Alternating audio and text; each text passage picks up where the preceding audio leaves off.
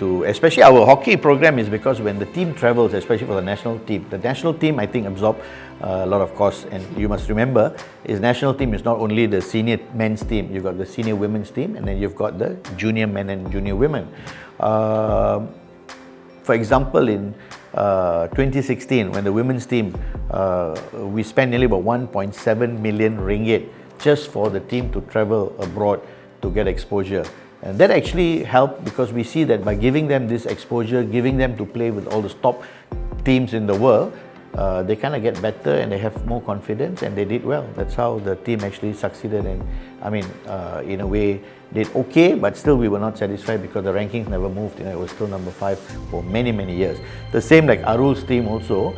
Definitely he will come up with this plan, which already he has in mind. Next year is going to be, hopefully everything goes well. They will also need to travel, they need to move and play top competitions, and also have friendly matches, away trips, etc. So that's very costly.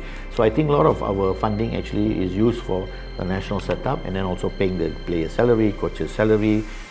So this is the bulk of our expenses. So only 1/3 of whatever we get is from government. We're not complaining. We're very thankful that government is actually giving us that 1/3, because as you know, there's so many other sports bodies that they need to assist, not only us, So we got to be fair.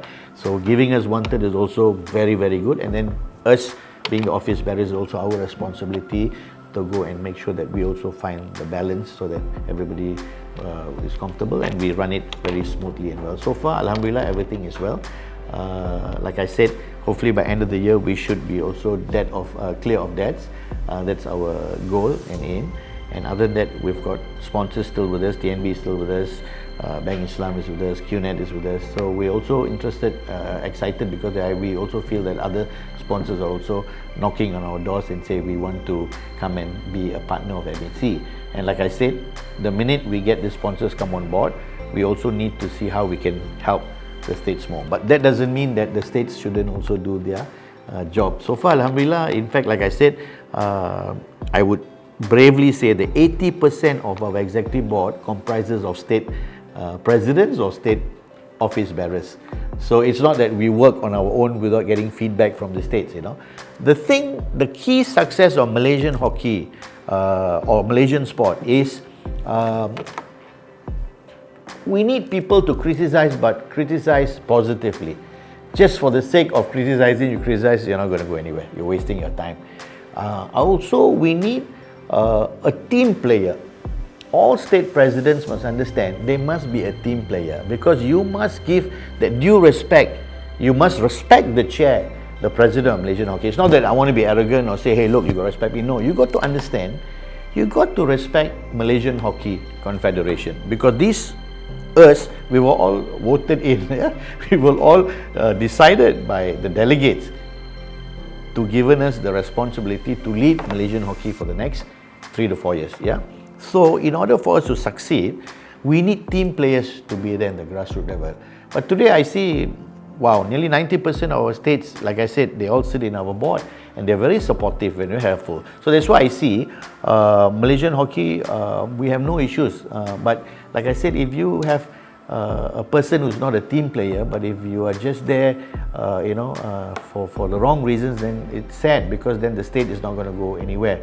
So that's why I feel that sometimes, rather than criticizing Malaysian hockey, when you come on board as a state representative, focus on your state, what you can do for your state. Make changes there first, then start looking at us. For we know what we need to do to help the states. We've got so many other responsibilities which we need to do. But like I said, for sure, when there's more funding, we will see what we can do and help the states. But the bigger picture that we really want to look on is we need to assist the state body or the state president to see how the state government can come in on board and help them. Because for example, I give you a clear example. Terengganu, they are oil state, whatever, but they give 3 million ringgit every year for the state team, hockey state team, which is wow, so much, It's a lot of money. You can even run a football Super League team with 3 million now, using locals, unless you bring the foreigners, then expensive. With 3 million, hey, I can run a football team, to play the Super League. 3 million just for hockey. And some states, they don't even give a single cent. and some like Negeri Sembilan, because the MBs are the presidents, they get about 300,000 to 400,000 a month, a year, sorry. But so that's where I think the state leaders, we're trying to educate them, look, you got to come and support. And we've also met them, we've actually given them suggestions that, look, you want to develop talent in grassroots in your state, is beneficial for you. You want the Raza Cup to be won by Perak, you want the Raza Cup to be won by Terengganu, So you also give opportunity for children to play hockey, and hockey is a world-class sport, So, but unfortunately, some of the states are just not understanding that it's so important to help them out. So this is our biggest task, to educate the states, leaders or the Menteri Besars or even the state excos that, look, you got to actually put in some budget rather than spending so much on football alone. For example, some states, they even spend 40 million for a state football league team. It's not wrong. It's good, because football is the number one sport in the country. Yeah. But in terms of comparing football and hockey, we're also world level. We're number 11 in the world.